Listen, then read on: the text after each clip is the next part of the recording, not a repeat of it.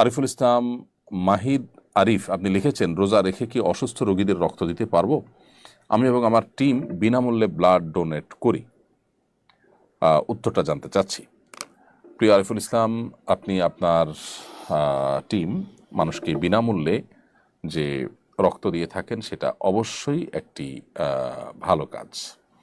এবং রোজা রেখে যদি রক্ত দিলে আপনি অসুস্থ হয়ে রোজা রাখা কঠিন হয়ে যেতে পারে এরকম কোনো আশঙ্কা না থাকে, তাহলে সেক্ষেত্রে আপনি রোজা রেখে রক্ত দিতে পারেন, কোনো অসুবিধা নেই।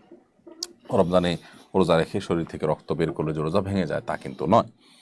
মূলত শরীরে কোনো কিছু প্রবেশ করলে যেটা আমাদের খাদ্য বা আপনার পানীয়ের কাজ দেয়, যেটা আমাদের শরীরে এনার্জি সৃষ্টি করে, অর্থাৎ ক্ষুধা নিবারণ, পিপাসা নিবারণের কাজ দেয়, সেরকম কিছু যদি শরীরে প্রবেশ করে তাহলে সেটা রোজা ভাঙার কারণ হয়। এখানে তো শরীর থেকে বের হয়েছে।